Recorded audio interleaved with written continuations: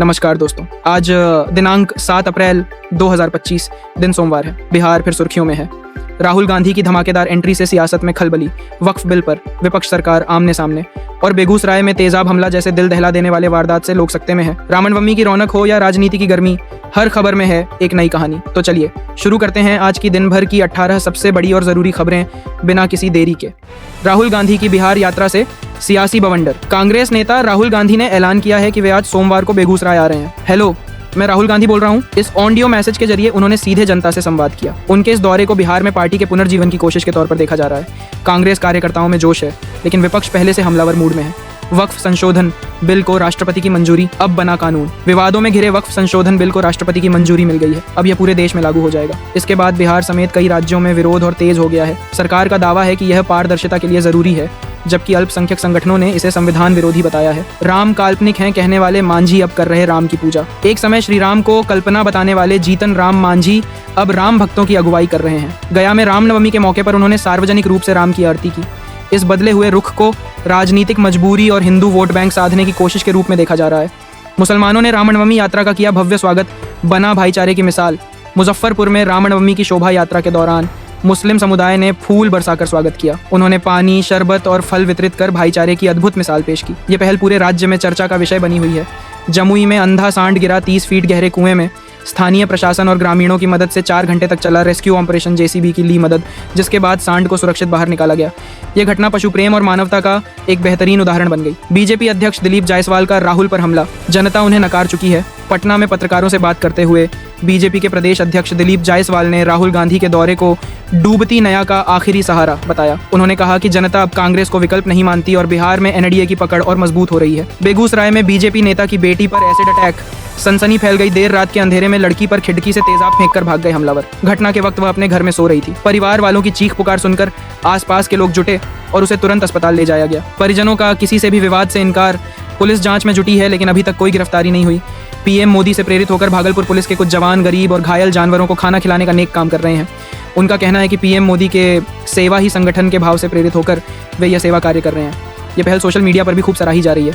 दरभंगा में JDU minority cell के 26 पदाधिकारियों ने दिया इस्तीफा। वक्फ बिल पर सरकार के रवैये से नाराज जेडीयू अल्पसंख्यक प्रकोष्ठ के 26 सदस्यों ने सामूहिक इस्तीफा दे दिया है। उनका आरोप है कि पार्टी अल्पसंख्यकों की भावनाओं की अनदेखी कर रही है।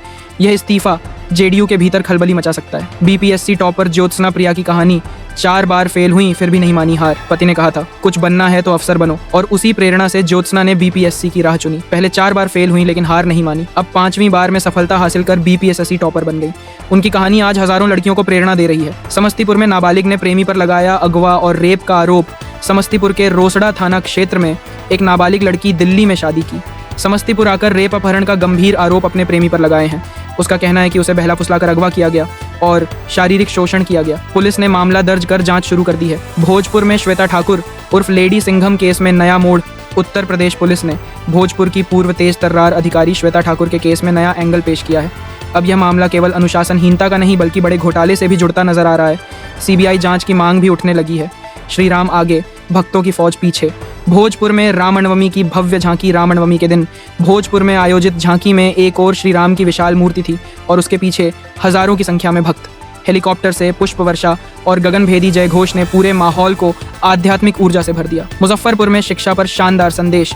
मुजफ्फरपुर पहुंचे पूर्व मंत्री मुकेश सहनी। कहा, जनता के सहयोग से मैं इस मुकाम तक पहुंचा और संदेश दिया, एक रोटी कम खाओ लेकिन बच्चों को जरूर पढ़ाओ। इस सामाजिक संदेश ने लोगों को सोचने पर मजबूर कर दिया कि शिक्षा ही असली धर्म है। पाशुपति पारस का बड़ा ऐलान। 243 सीटों पर चुनाव लड़ने की तैयारी में। एलजेपी पाटलिपुत्र की राजनीति में हलचल मचाते हुए पाशुपति पारस ने ऐलान किया कि उनकी पार्टी 243 विधानसभा सीटों पर प्रत्याशी उतारेगी। इससे एनडीए और महागठबंधन दोनों की रणनीति पर असर पड़ सकता है। राजस्थान से भागकर बिहार आई नाबालिग। प्रेमी से मिलने का था इरादा। जमुई में पुलिस ने नाबालिग लड़की को पकड़ा जो राजस्थान से यहां अपने प्रेमी से मिलने आई थी। पूछताछ में पता चला कि सोशल मीडिया के जरिए दोनों का 2 साल पहले संपर्क हुआ था। पुलिस ने उसे सुरक्षित गृह भेज दिया है।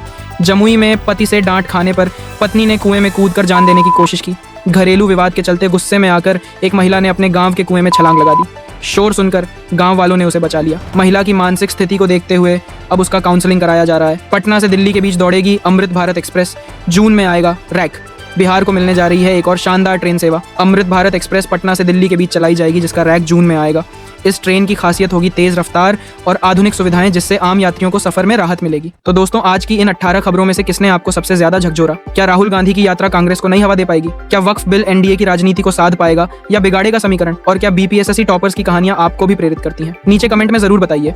चैनल को सब्सक्राइब कीजिए और बताइए आप बिहार के किस जिले से हैं। मैं अभिषेक, बिहार की पवित्र धरती से आप सभी का धन्यवाद करता हूँ। फिर मिलेंगे कल अगले न्यूज एपिसोड में। तब तक के लिए सावधान रहें, सतर्क रहें, खबरदार रहें। जय हिंद, जय भारत, जय बिहार।